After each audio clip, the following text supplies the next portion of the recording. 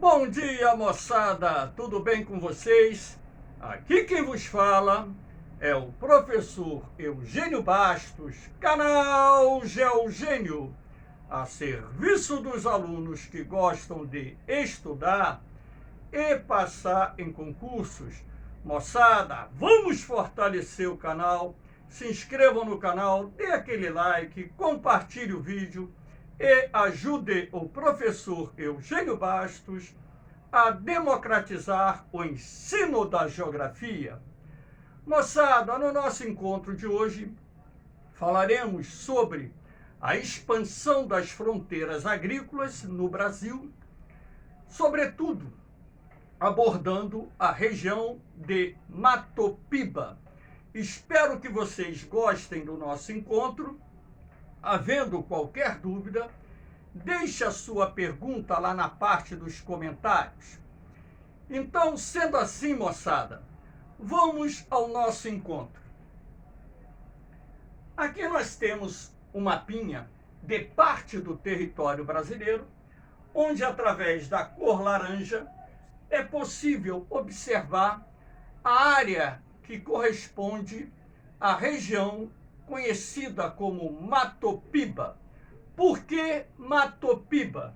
Porque essa região é formada por parte do Maranhão, parte do Piauí, o oeste da Bahia e também pelo estado de Tocantins. A região de Matopiba é um dos mais importantes polos de desenvolvimento do agronegócio brasileiro. Uma região de expansão agrícola que tem contribuído com mais de 10% da safra agrícola produzida em nosso país.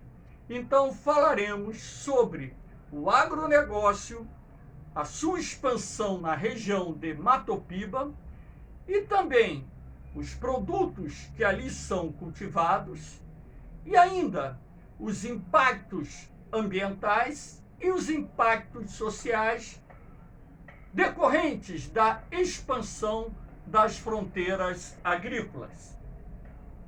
Aqui, mais uma vez, nós temos o mapa mostrando a área de Matopiba. Esse mapa aqui é da Embrapa, uma região que tem sido abordada em alguns concursos de vestibulares e também na área militar. A região de Matopiba ocupa uma área de 73 milhões de hectares em 337 municípios que estão localizados nessa parte verde escura de 4 estados da federação: Maranhão, Piauí, Bahia e Tocantins.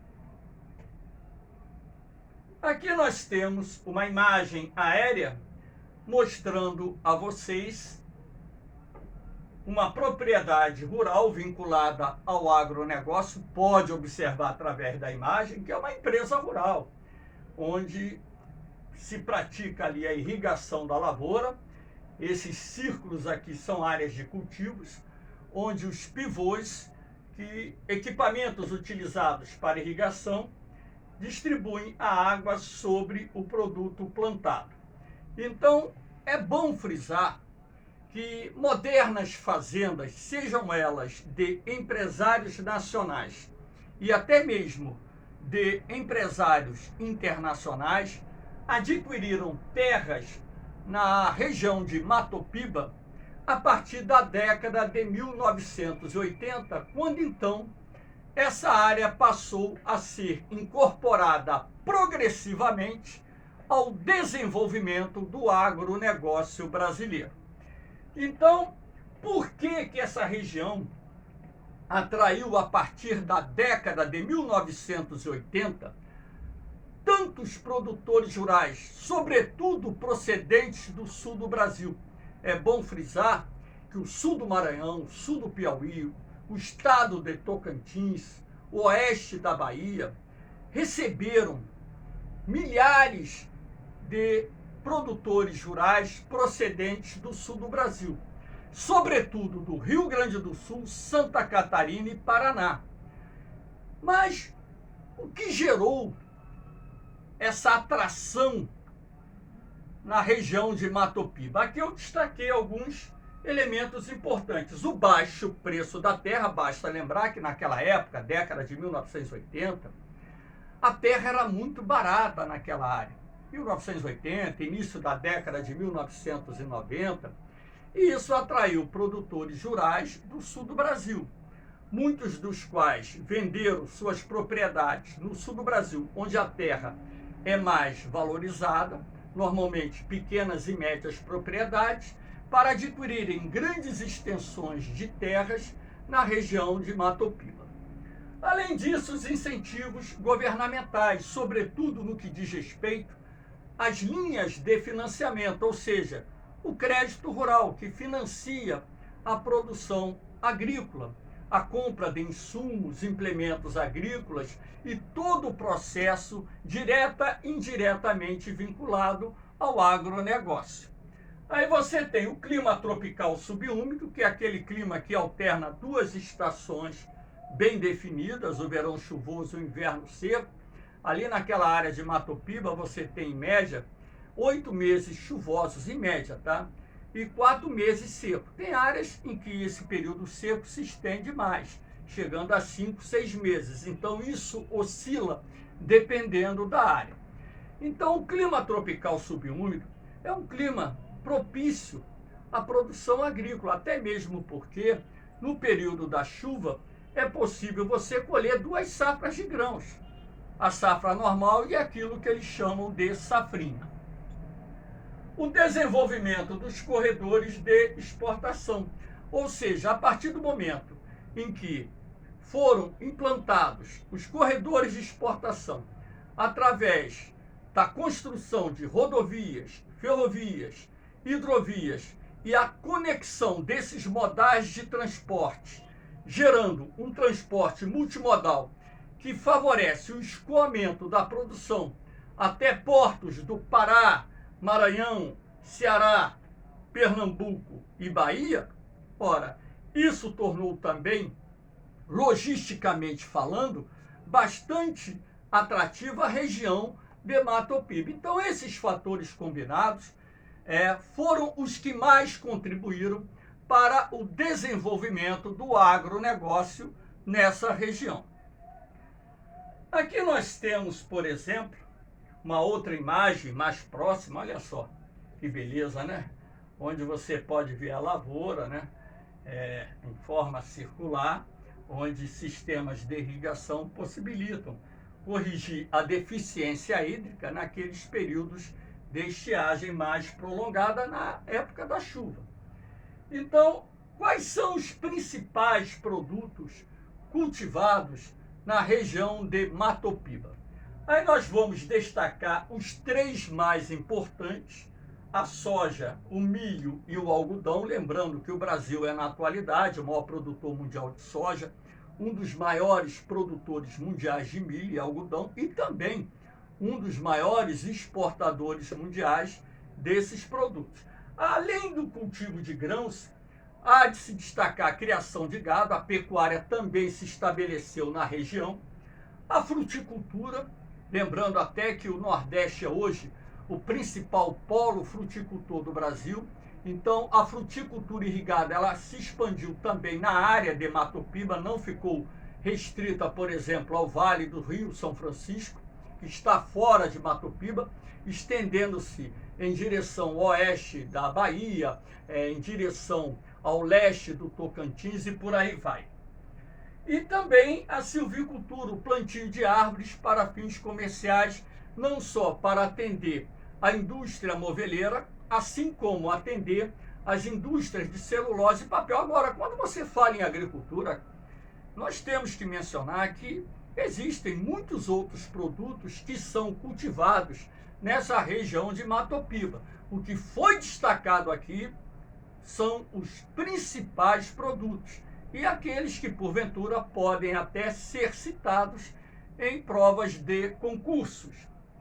Então, essa região colheu, no ano de 2021, um pouco mais de 28 milhões de toneladas de grãos. o equivalente a cerca de 10,8% da safra brasileira de grãos. Estou me referindo somente à safra brasileira de grãos, sendo assim uma das mais importantes áreas agrícolas do país, um polo de grande desenvolvimento do agronegócio, que tem contribuído para o desenvolvimento de mais de 300 municípios nesses estados que possuem seus territórios na área que pertence a Matopiba. Aqui nós temos a logística de transportes. O que eu quero mostrar a vocês é o seguinte. Então, por que essa região de Matopiba ela está se desenvolvendo tanto? Olha, a rodovia Belém-Brasília, construída a partir da década de 1960, por si só já facilitou o acesso à Amazônia Oriental, essa faixa aqui, e ao longo das margens da rodovia Belém-Brasília, lá no passado, décadas de 60, 70, começaram a se instalar fazendas destinadas à criação de gado. E ali, logicamente, criando as condições necessárias para que as fronteiras agrícolas se espalhassem ou avançassem em direção à borda oriental da Amazônia, em direção à borda ocidental do Nordeste. Mas além da rodovia Belém-Brasília, há de se destacar a ferrovia Norte-Sul, que está aqui representada nesses traços. FNS é Ferrovia Norte-Sul, tá? Então, aqui nós temos toda a extensão dela, que não foi ainda concluída, mas o trecho operacional já foi inaugurado nessa faixa aqui. Ao lado dessa ferrovia, bem pertinho, bem coladinho ali, tem a hidrovia do Tocantins, que é uma das mais importantes hidrovias do Brasil. A ferrovia Norte-Sul, ela tem uma conexão com a estrada de ferro dos Carajás, que liga a província mineral de Carajás, localizada no sudeste do Pará, ao porto de Itaqui, localizado no Maranhão. Então você tem uma conexão da Norte-Sul. Então você pode levar a mercadoria até Belém, você pode levar essa mercadoria pelo porto, pela estrada de ferro dos Carajás até o porto de Itaqui, que já tem um terminal graneleiro, ou seja, para receber grãos. Aqui nós temos uma conexão, esse tracejado aqui é a ferrovia transnordestina, que ainda está em construção, uma parte dela já foi concluída, mas as obras tinham sido paralisadas e retomadas algum tempo atrás. Então, essa ferrovia transnordestina possibilitará levar parte da produção do Maranhão, Piauí, até o porto de Pecém, no Ceará, até o porto de Suape, em Pernambuco. E aqui nós temos uma outra ferrovia em construção, que é a Leste-Oeste, que sai do porto de Ilhéus até o estado de Tocantins, permitindo dessa forma também você levar a produção de grãos para o porto de Ilhéus, dando uma nova opção aos produtores rurais daquela região. Então, como vocês podem perceber, essa logística de transporte aqui nessa região de Matopiba tem melhorado bastante, até mesmo porque, na medida em que o agronegócio se desenvolve, ele traz consigo a necessidade de se promover novos investimentos, sobretudo no que diz respeito à logística de armazenamento e transporte, para que as exportações possam chegar ao mercado internacional a um custo muito mais competitivo. Isso, logicamente, não só beneficiando os produtores rurais, as empresas rurais como um todo, toda a cadeia produtiva vinculada ao agronegócio e também um grande número de trabalhadores que passam a trabalhar nesses empreendimentos que estão direta e indiretamente vinculados à agricultura empresarial. Aqui nós temos os impactos ambientais. Ora, toda atividade vinculada à expansão do agronegócio, ela traz consigo impactos ambientais. Não só impactos ambientais, assim como impactos sociais. Agora, num primeiro momento, nós vamos analisar os impactos ambientais. O espirro do dia. Estava demorando, mas veio. Então aqui nós temos a destruição do cerrado, uma vez que a vegetação nativa predominante nessa região de Matopiba é o cerrado, o segundo mais importante ecossistema do Brasil, ou seja, ocupando uma área de cerca de 22% do território brasileiro. A destruição das veredas, onde nascem inúmeros rios que pertencem às bacias do São Francisco e Tocantins. Veredas é o nome que se dá a regiões de alagados, onde existem cursos d'água que brotam da terra, alimentando os rios, formando rios pertencentes a diferentes bacias hidrográficas. Na medida em que o desmatamento avança nessa área do cerrado, inclusive onde existem as veredas, há uma tendência natural de muitos cursos de água desaparecerem, sobretudo naquele período de estiagem. Outros chegam a desaparecer por quase todo o ano. Então isso vai impactando o quê? O débito fluvial dos grandes rios. Eu destaquei aí o São Francisco, onde muitos afluentes da sua margem esquerda nascem no oeste da Bahia, região coberta ou onde podemos encontrar inúmeras veredas, assim como afluentes da margem direita do Tocantins, que também nascem lá no leste do Tocantins, em algumas áreas de veredas. Aí você tem o emprego indiscriminado de agrotóxicos e fertilizantes químicos, contamina o solo e os recursos hídricos.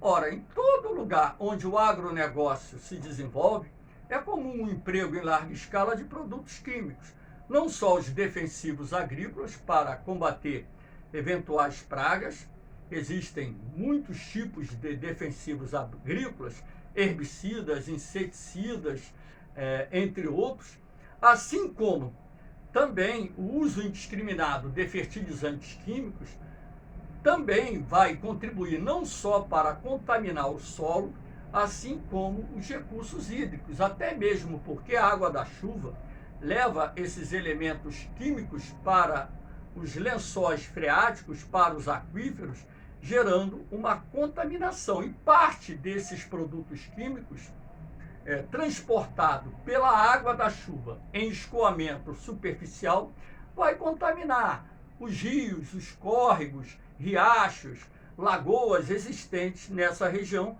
causando também morte de animais e até mesmo doenças em seres humanos.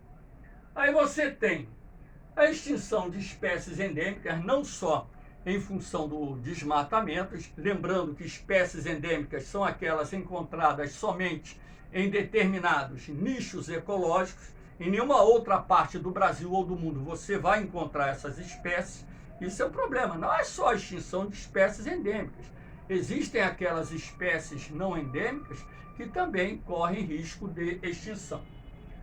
A degradação do solo, em razão do manejo inadequado da terra em determinadas propriedades, isso contribui para a formação de núcleos de desertificação, como ocorre, por exemplo, no deserto de Jalatão, no leste de Tocantins.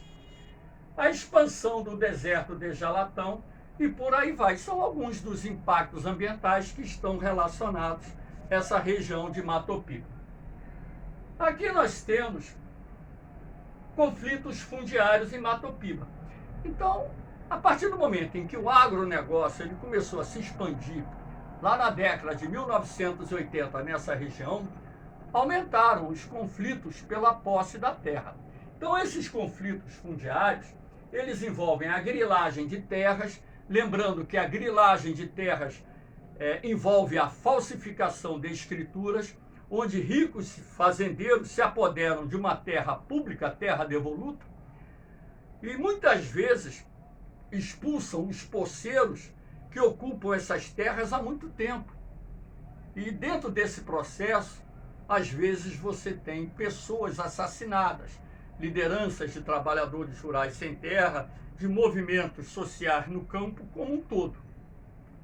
Aí você tem a expulsão de comunidades indígenas, de quilombolas, famílias de pequenos produtores rurais, isso em função da expansão do agronegócio, ou seja, os próprios grileiros se encarregam de expulsar essas pessoas ou até mesmo as empresas rurais que vão se estabelecendo nessas áreas exercem uma pressão para retirar essas comunidades da terra que são ou que é objeto do seu interesse econômico.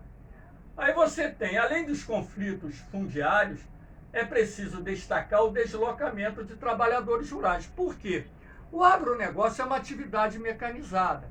Então, a partir do momento em que a agricultura ela tem um grau de mecanização elevado, o que isso gera no campo? O deslocamento de trabalhadores rurais que acabam migrando para as cidades, inchando as cidades da região ou inchando outras cidades em outras regiões.